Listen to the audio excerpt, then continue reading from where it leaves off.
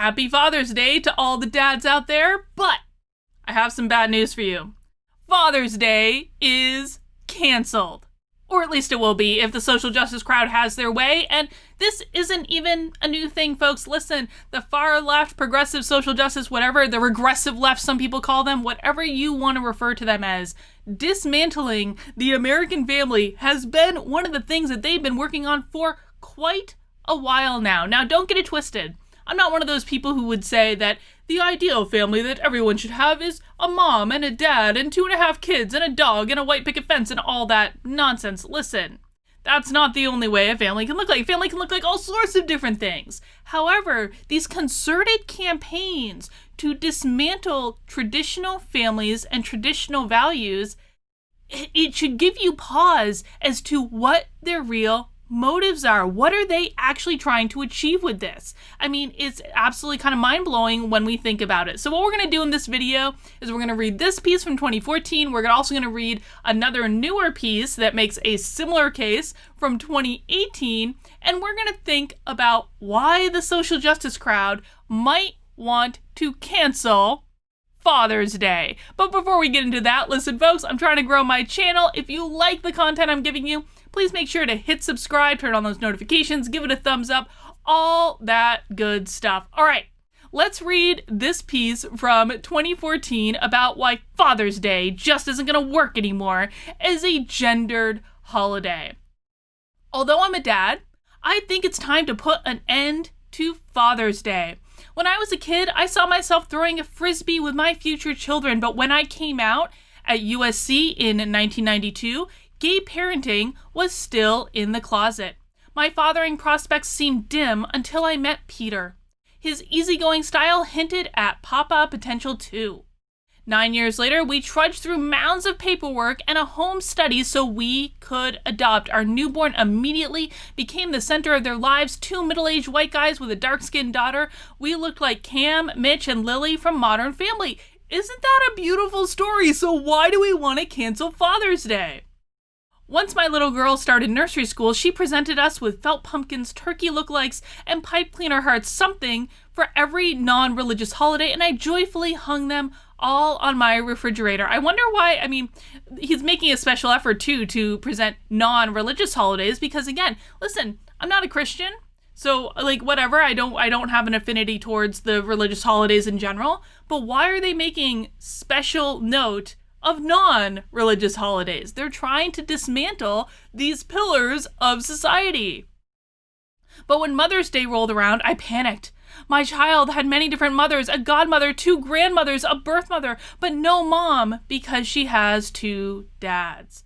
So that means that we have to get rid of Mother's Day and Father's Day for everyone because there are children that don't have a mom and children that don't have a dad and children that have 2 moms and no dads and children that have 2 dads and no moms and children that don't have good relationships with their moms and children that don't have good relationship with their dad. Listen, man, I've talked about this before. I don't have a particularly good relationship with my parents. I just don't. I barely speak to them. I think I spoke to my mother last month, like months ago, and really she's kind of pissed that I left the Democrats and I'm doing all this stuff. And then my father, I haven't even spoken to since 2014. I don't have a good relationship with my parents, but that is not a reason to want to dismantle Mother's Day and Father's Day. That just makes no sense. That's my issue. That doesn't mean I have to turn society around so that it becomes everyone's issue. I'm secure enough in myself to know that I don't need to have a good relationship with my father in order to allow other people the moment of celebrating their fathers. A week before the planned mommy celebration, and by the way, the kid does not know. I'm sorry, the kid does not know. Like this is an issue with the parents being uncomfortable. The kid has no clue unless you teach them this. A week before the May mommy celebration, I approached the preschool director. She suggested a plan. We were thinking you could receive the tissue flowers. Your partner would get the baseball collage on Father's Day. I frowned. For all the mothering I do, being labeled the matriarch wasn't an elegant solution, and it didn't work. My confused daughter left her handmade papery carnations on the kitchen counter, uncertain of their rightful owner. I mean, that's kind of, I'll throw them a bone here. That's kind of a legit thing, but at the same time, it's also an opportunity for a conversation with the kid to say, you know what? Some families have a mom and a dad, and it's okay for those families to celebrate the mom. But we love your paper flowers. We both love them. We both joyfully accept them. And let's put them up in the kitchen or wherever the hell parents hang these things. I know we weren't alone in this conundrum. Recent census data indicates that 19% of homes are comprised of traditional moms, dads, and kids. More than 11 million residences with kids are by a single parent or same-sex couple. These families, too, have to be fumbling through these one-parent holidays. There is an alternative, the Inclusive Parents' Day, signed into law by President Clinton. The occasion is observed the fourth Sunday of July. Think about how Lincoln's birthday and Washington's birthday gave way to President's Day. Anna Jarvis, the founder of Mother's Day, included every parental type when she wrote of a day for sons and daughters to honor their mothers and fathers. As a son, I'll have to remember a new date and send 2 remembrances: fathers for mom, socks for pop. But after grappling with my gayness, adopting a baby, and making sacrifices as a father every day, letting go of gendered holidays could be my easiest act yet. Because you don't want to celebrate something, we have to ruin it for everyone. Makes total sense. Let's take a look at this other one. Is Father's Day outdated? This is from the Chicago Tribune. And I think that, listen, man, these are opinion pieces, and everyone should be able to express their opinion. Everyone, listen, man, opinions are like, you know what? Everyone has them. And in societies where the best ideas should bubble up to the top through discussion and dialogue and debate, everyone should be able to express their ideas. And through that debate, the really shitty ideas are going to get pushed down. The good ideas are going to come up. This is a positive thing. So I am not in any way, shape, or form insinuating that major American newspapers shouldn't be publishing opinion pieces from crazy people. Fine, whatever. But this is not, listen, a few years ago, would we have thought that we would literally in our society be witnessing mobs of people pulling down statues of Thomas Jefferson and George Washington? No, I would not have thought that. When Trump pointed out that that could happen a couple years ago, I was like, Trump, come on, you're exaggerating. That's never going to happen in the US. But listen, it's happening. Literally happening. And so I'm starting to take nonsense like this that started a couple years ago just as an opinion piece in major newspapers. We have to start taking this stuff much more seriously because it does eventually make its way into the real world through this cult-like ideology that has emerged and is gaining a lot more traction than, frankly, I am comfortable with. So let's read this next one. Is Father's Day outdated? A Father's Day resistance movement is brewing out on social media. It's not new. I've been watching it grow on my Facebook feed more this year than ever, and this was 2 years ago. In the past few days, some men have noted that our yearly Father's Fest serves only to remind them that they have no children. Others, male and female, have remarked that the hoopla serves only to trigger memories of father they never knew, who abused them or abandoned them, who have died. And again, I'm just gonna remind you, I don't have a good relationship with my father. I don't. But celebrate your father. If you have a good relationship with your father, of course, celebrate that. That's wonderful. That's beautiful. That's what it should be. And the other thing, too, is that we know that fathers being active in the household is a pretty critical part of a child's development. You are significantly less likely to go to prison or to get in trouble if you have a father in the household. That has been shown over and over and over and over again. So let's celebrate the fathers that are there and they're doing a good thing. So what if that wasn't the case for me? So what if it's not the case for you? That doesn't mean that you shouldn't be happy for other people who have that as their situation. Well, one man posted, here comes another Father's Day. I would have liked to have known him. Yeah, I'm sure you would have. But just because you didn't get the experience you wanted in this lifetime, that doesn't mean you can't be happy for people that did. In fact, that's all the more reason to be happy. You would probably be much more grateful for that than they are. That's a reason to celebrate, not a reason to say, if I can't have it, you can't have it either. I'm taking my toys and going home. A commentator on the man's post responded, the older I get, the more I'm convinced that these made-up holidays often do more harm than good, because we definitely shouldn't be celebrating properly running, functioning families. That definitely does more harm than good. Another Facebook friend wrote that he wished there was a Parents' Day instead of separate days for mothers and fathers. The division, as he sees it, reinforces stereotypes of men and women and their parental roles. Still today, in 2018, society's view regulates us largely to aloof and distant roles as opposed to ones that involve actual nurturing. He made this post after listening to a radio talk show that has asked listeners to call in with the best and worst jokes your dad ever told you. They're offended at dad jokes. All right, I wish my dad told dad jokes, man, I really do. But how did your dad used to comfort you? I wish a radio show would ask. And yes, I know in most families mothers are indeed the primary nurturer, but Mother's Days and Father's Days are among the multitude of banalities that keep us stuck in that stereotyped parenting. I'm not sure either my mother or my father was pretty comforting, to be honest. Probably, I'm going to take that back. Probably my mom more than my dad. My dad definitely wasn't comforting. But again, I'm not trying to cancel Father's Day. To which one of his friends replied, not to mention heteronormative. Plenty of gay families with no mom or dad. All of that leads to the question, is Father's Day outdated? A lot of people seem to love Father's Day and Mother's Day, though probably fewer than the bubbly media coverage suggests. It can feel phony, like cultural enforced reverence, or, as Borgia says, stereotyped. Like any day this sets up expectations, it's bound to disappoint many people. Like, listen, does this seem like it's really blowing Father's Day out of proportion for anyone else? I mean, my perception, again, I understand that, like, I don't have, like, the traditional relationship, is you give dad a present, you say thank you, you have maybe a nice dinner, and you go on your way to do whatever you're doing for the rest of your day. This is not a major holiday. This is something that you're like, thanks, here's a watch. Or something like that. And like maybe you have a barbecue or something, but you might even want to have a barbecue anyway. You don't need Father's Day to celebrate like having a barbecue. Like, this is not a big deal. If you don't want to celebrate it, don't celebrate it. But stop forcing your choices onto other people. Social media exacerbates the discomfort. Out in the social ether, where lives are compressed into a photo and a paragraph, Father's Day can seem like a contest. Best dad ever, most handsome dad ever, my father, my hero. Listen, let me get serious for a second. One of my cousins, someone that I'm very close to, wonderful, like I babysat her all growing up, and we still keep in touch today.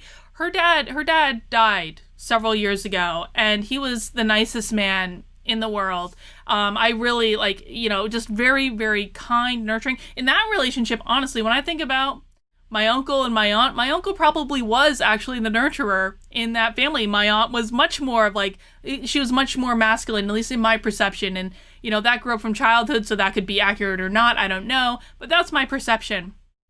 So my cousin lost her father, my uncle, several years ago to brain cancer, and she loved him more than anything. He was her absolute world, and she has, I think, my father, my hero, tattooed on her ribs. She's got a big tribute tattoo for him on her ribs.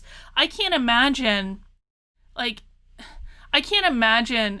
being in that position, to have had such a wonderful relationship with your father and to have that relationship have been taken so soon, and then to see these people like, Father's Day is just a contest, it's not something to be celebrated. Like, these are people who don't have love in their life. These people who don't have joy in their lives. These people want to tear down the joy and reverence for others who do have these really wonderful relationships. If I was in her shoes and I had lost my father, who I loved more than anything, who was my hero, too soon, yeah, you're goddamn right. I'm going to take a day to remember him and be grateful for the time that I had with him. There is absolutely nothing wrong with that.